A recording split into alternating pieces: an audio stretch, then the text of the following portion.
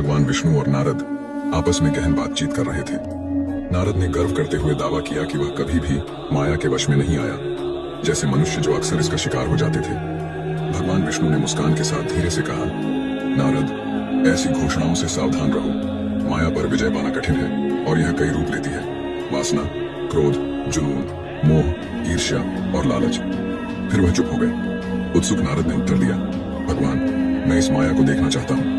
यदि आप मुझ पर प्रसन्न हैं, तो कृपया इसका वास्तविक रूप प्रकट करें। विष्णु सहमत हुए। माया हर जगह है नारद। वह त्रिगुणात्मिका है जो सभी प्राणियों में मौजूद है। यदि आप उसे देखना चाहते हैं तो चलो एक सवारी के लिए चलें। मैं तुम्हें अपनी माया दिखाऊंगा। इसके साथ भगवान विष्णु और नारद गरुड़ पर सवार हो गए, जो विष्णु जी द्वारा बताई गई दिशा में उड़ गए। वे जंगलों, नदियों, पहाड़ों, शहरों, गांवों को पार करके अंत में कान्यकुब्ज पहुंचे। कान्यकुब्ज में एक सुंदर झील थी, जहां भगवान विष्णु और नारद विश्राम करने के लिए रुके थे। वे गरुड़ से उतरे और झील के किनारे टहलने लगे। थोड़ी देर बाद भगवान विष्णु ने नारद को सुझाव दिया, तुम झील में स्नान क्यों नहीं करते? आज्ञा मानते हुए नारद ने पानी में कदम रखा और डुबकी लगाई। जैसे ही वह बाहर आया, नारद एक महिला में तब्दील हो चुके थे। भगवान विष्णु दूर से मुस्कुराते हुए देखते रहे और फिर गरुड़ पर सवार होकर प्रस्थान कर गए। महिला में बदल चुके नारद ने अपने पिछले जीवन की सारी स्मृति खो दी। अब एक महिला के रूप में वह झील के किनारे बैठी थी, भ्रमित थी और अपनी पहचान पर विचार कर रही थी। मैं कौन हूँ? अब मुझे क्या करना चाहिए? मुझे कहाँ जाना चाहिए? उसी समय राजा तलाध्वज अपनी सेना के साथ आए। महिला की सुंदरता से मंत्रमुग्ध होकर उसने पूछा, तुम कौन हो? तुम्हारे पिता कौन है? तुम्हारा पति? तुम यहाँ क्या कर रही हो? महिला ने उत्तर दिया, मैं नहीं जानती कि मैं कौन हूँ या कहाँ से आई हूँ। मेरा कोई रक्षक नहीं है। राजा तलाध्वज ने कहा, मेरे साथ मेरे महल में चलो। मैं तुम पर मोहित हो गया हूँ और तुम्हें अपनी पत्नी बनाना चाहता हूँ। महिला सहमत हो गई और तलाध्वज उसे अपने महल में ले गया और शुभ समय पर उससे शादी कर ली। इन वर्षों में महिला, जिसका पूर्व नाम नारद था, ने 12 पुत्रों को जन्म दिया। उसने खुशी खुशी उनका पालन पोषण किया, उनकी शादी की और अपने बढ़ते परिवार का आनंद लिया। वह अपनी असली पहचान को पूरी तरह से भूल चुकी थी। अपने परिवार को फलते फूलते देखकर उसे बहुत खुशी महसूस होती थी, लेकिन जब उन्हें कठिनाइयों का सामना करना पड़ता था तो उसे दुख भी होता था। एक दिन एक पड़ोसी राजा ने तलाध्वज के राज्य पर हमला कर दिया।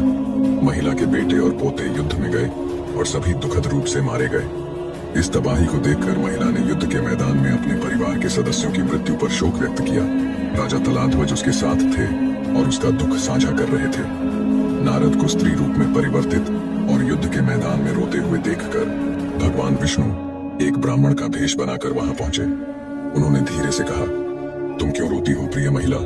मृत्यु जीवन का एक हिस्सा है और हमें अपरिहार्य के लिए शोक नहीं करना चाहिए। ये रिश्ते केवल माया का भ्रम है। अपने परिवार का अंतिम संस्कार करें और शांति पाएं। उनके शब्दों से प्रभावित होकर महिला और राजा तलाध्वज ने अपने प्रियजनों का अंतिम संस्कार किया।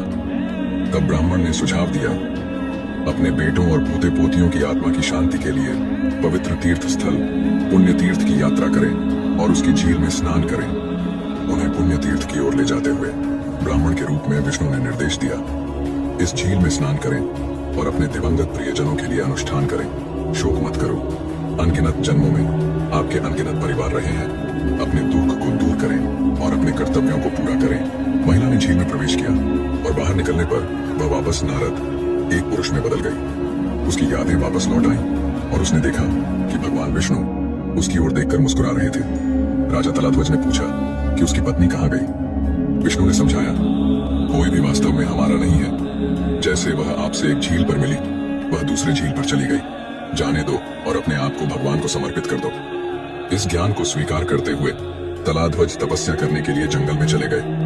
तब भगवान विष्णु ने नारद से कहा, तुमने मेरी माया और उसकी शक्ति को देखा है। तुम मेरे साथ वैकुंठ या जहां चाहो वहां जाने के लिए स्वतंत्र हो। नारद ने ब्रह्मलोक जाने की इच्छा व्यक्त करते हुए भगवान विष्णु को धन्यवाद दिया। इस साथ विष्णु वैकुंठ लौट आए और नारद गहन अनुभव से प्रबुद्ध होकर ब्रह्मलोक चले गए।